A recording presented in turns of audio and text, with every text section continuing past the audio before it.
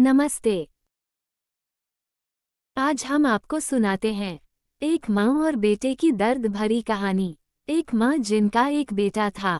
उस माँ ने अपने बेटे को बड़े प्यार से पाल रही थी। पति के देहांत के बाद घर की सारी जिम्मेदारी उसी माँ पर आ गई। खुद भूखी रहती पर अपने बेटे को पेट भर खाना खिलाती, घर घर जाकर काम करती और अपने बच्चे को अच्छे स्कूल में पढ़ाती।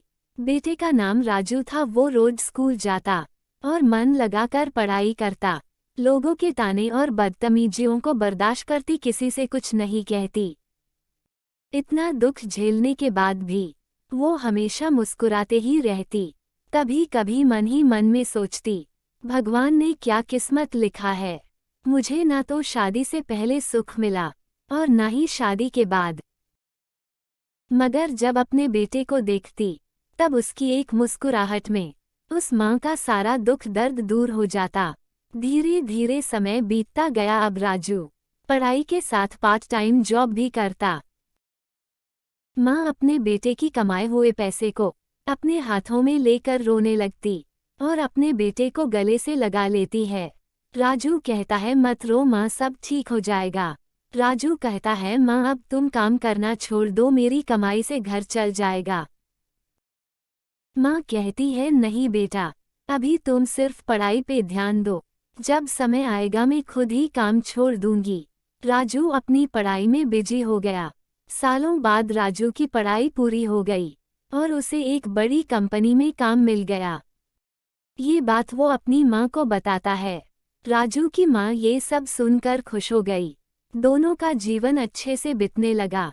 राजू अपनी माँ का काम छुड़वा दिया, अब वो घर संभालती है।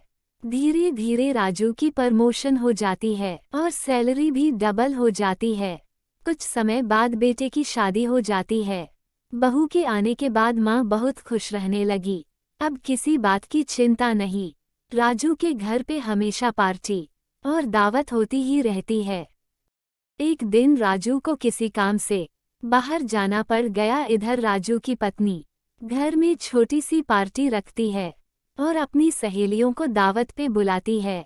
बहू अपनी सास को अपने सहेलियों से मिलवाती है। तभी एक सहेली धीरे से बोलती है, ये तो मेरे घर में नौकरानी का काम करती थी, तुझे यही घर मिला था शादी करने को।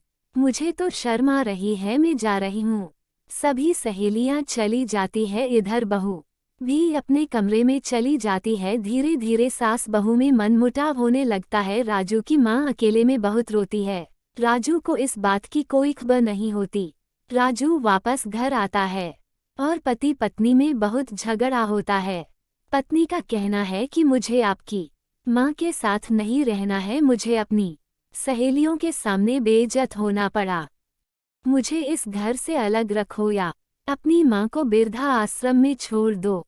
ये सुनकर राजू अपनी पत्नी को बहुत डांटता है और मारने के लिए हाथ उठाता है, मगर मार नहीं पाता क्योंकि राजू की पत्नी माँ बनने वाली होती है। दिन भर राजू काम पे होता है। घर में सास अपनी बहू को कुछ बनाकर खिलाने जाती तो बहू खाने से मना कर देती। राजू की माँ रोते हुए कमरे में चली जाती है।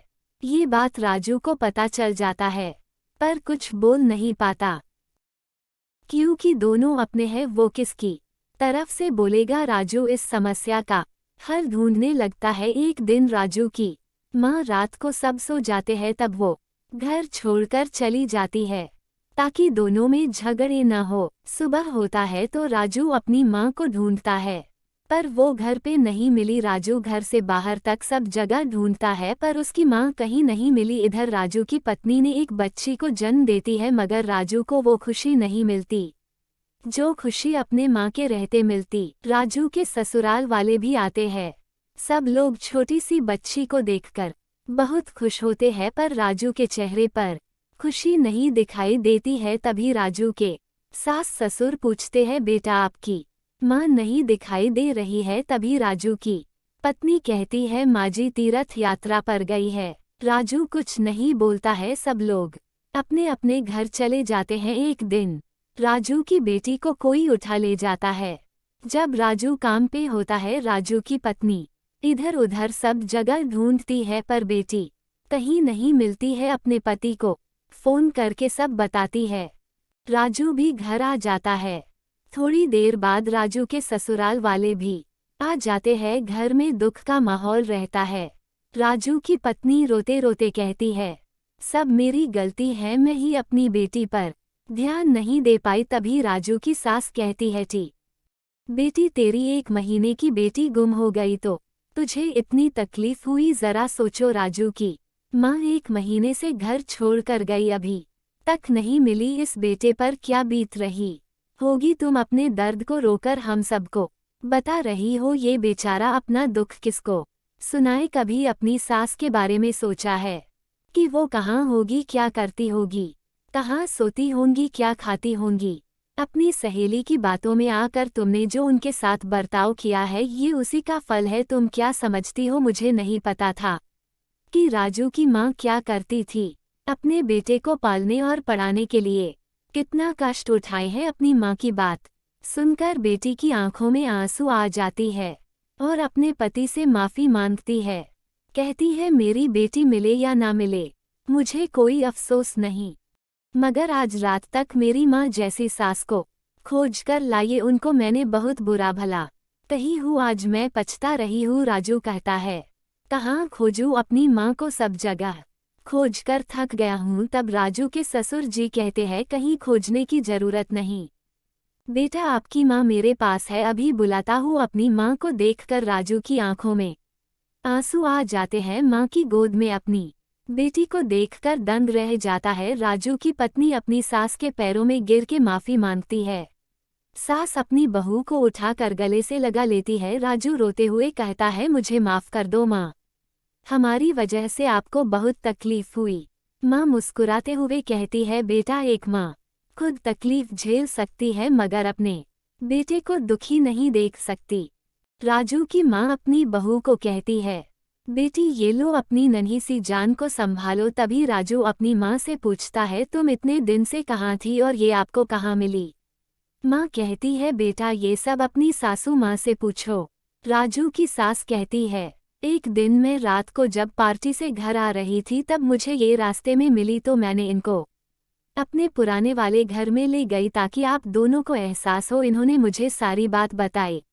फिर हम सब ने मिलकर इस बच्ची को गायब करने का प्लान बनाया, क्योंकि मुझे अपनी बेटी को सबक सिखाना जरूरी था, इसलिए ये सब करना पड़ा। इधर राजू की पत्नी अपनी सास के पैरों में गिरकर माफ़ी मांगती है और कहती है, माँ जी आज से इस छोटी सी जान की परवरिश आप करेंगी। अपनी पोती को गोद में लेकर माँ बहुत रोती है। सब लोग चुप कराते हैं। माँ कहती है, आज मेरे सारे दुख दर्द दूर हो गए। मुझे मेरी बेटी जैसी बहू और एक प्यारी सी गुड़िया जैसी पोती मिली। मेरी बाकी का जीवन अब सुखी से कटेगा। पूरा परिवार खुशी खुशी एक घर में रहते हैं। आप लोगों को ये कहानी कैसी लगी कमेंट में बताएं और इस वीडियो में क्या कमी है वो भी बताएं, और जब मैं अगली वीडियो डालूं जो कमी है उसे सुधार कर आप लोगों को दिखाऊं।